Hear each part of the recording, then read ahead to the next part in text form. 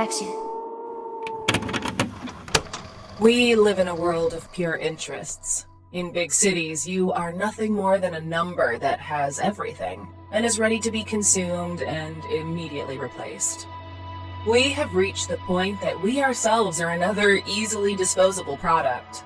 We have become the equivalent of a printer and its planned obsolescence. Furthermore, the world has become a place with little space to house dreaming heads. The real power is distributed among the usual 4 or 5. My place in all of this? I am nobody, and it seems that someone thought the same. I work as a programmer in a small IT company with a team of 8 people. I live by myself in a small apartment of 25 square meters with my cat.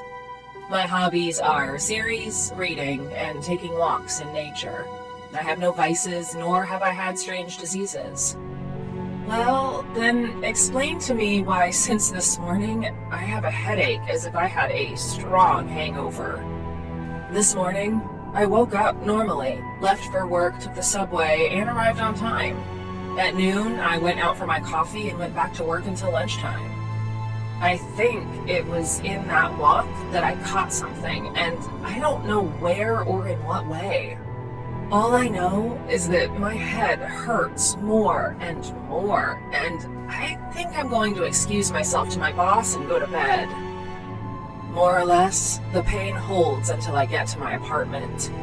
I close the door and head like a zombie towards the bed. But just as I open the bedroom door, I'm stunned, not knowing what to do. Turns out, right now, I'm in bed, sleeping. It can't be real, I'm here, and I know it's me.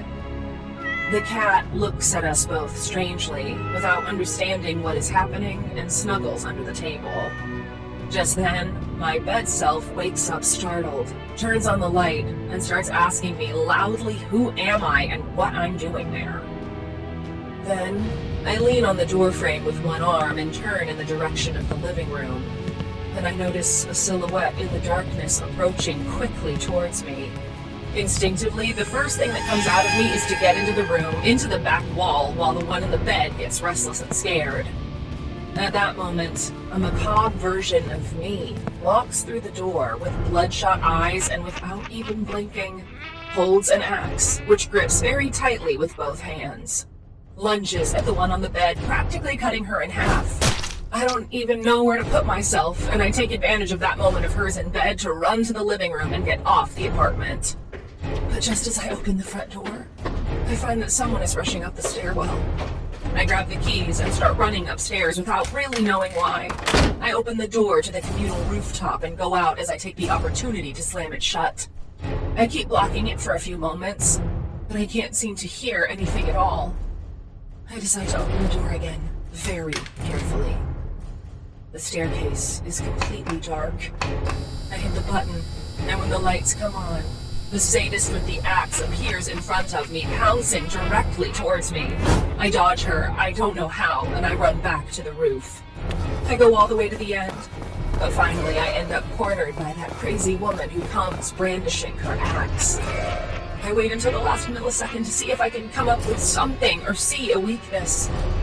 But all I can do is drop myself backwards to avoid that sharp blade. I rushed towards the street in a 6-story fall. I finally hit the ground.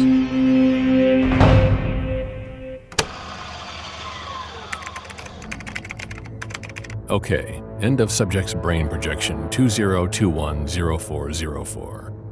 Infection mode. Pocket sprayer. Total duration after infection. 7 hours. Result. Dead subject. She fell from the 6th floor due to the hallucinations caused by the distortion virus in its current version, 3.1. Conclusion. A duration of at least 10 hours must be achieved. We have to modify the strain again and continue with the next test. Annotations. The brain projection prototype settings need to be modified so that it omits value judgments in parts, such as the beginning of this subject's narration. Lead scientist.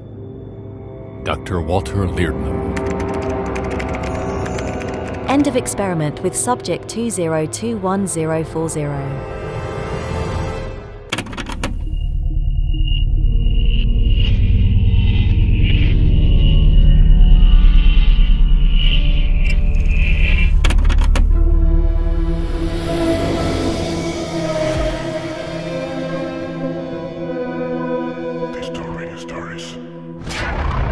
DisturbingStories.com